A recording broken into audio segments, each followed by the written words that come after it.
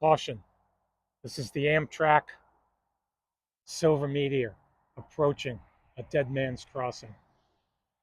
By dead man's crossing, I mean, and see this road crossing right there? It doesn't have a gate, it doesn't have lights. It just has a sign that says railroad crossing.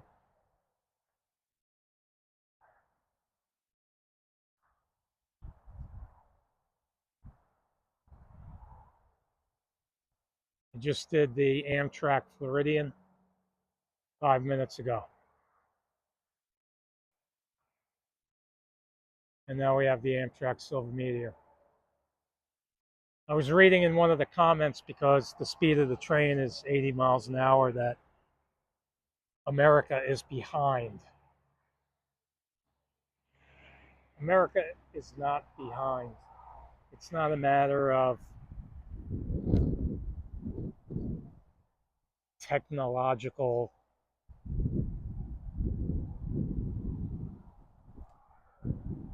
prowess or a matter of will. The United States as a society chose automobiles and airplanes over rail travel 70 to 80 years ago, shortly after World War II ended.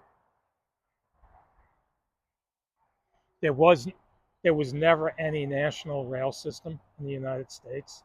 It was just a hodgepodge of railroads that might connect in one city or another to get you further along. But there was no organized national rail system. By 1971, when Amtrak was formed, the railroad companies were losing a lot of money on the passenger rail trains. So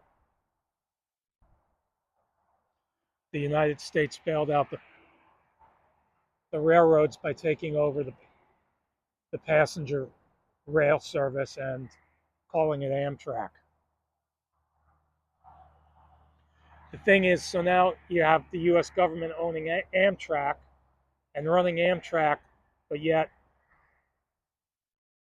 prior to that, there was no plan to have a national railroad. So the reason it's so hodgepodge and the reason it's not high-speed rail is that it was never planned for. And then to pay for that now would cost not billions, but probably trillions of dollars to have high-speed rail all of the United States. So given the price tag is why we don't have high-speed rail, except for in the Northeast Corridor and an isolated case like Bright Line here in Florida.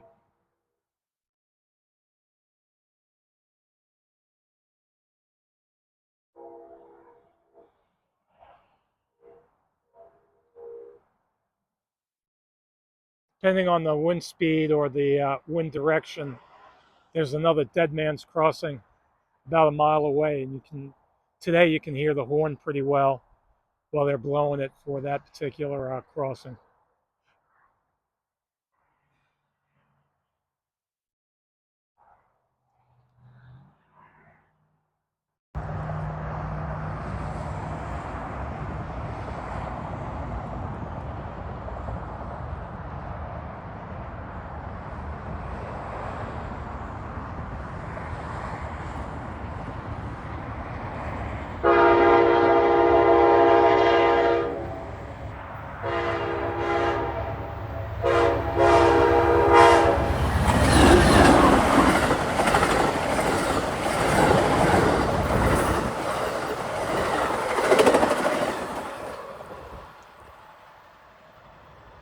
There it goes, Amtrak Silver Meteor, southbound to West Palm Beach.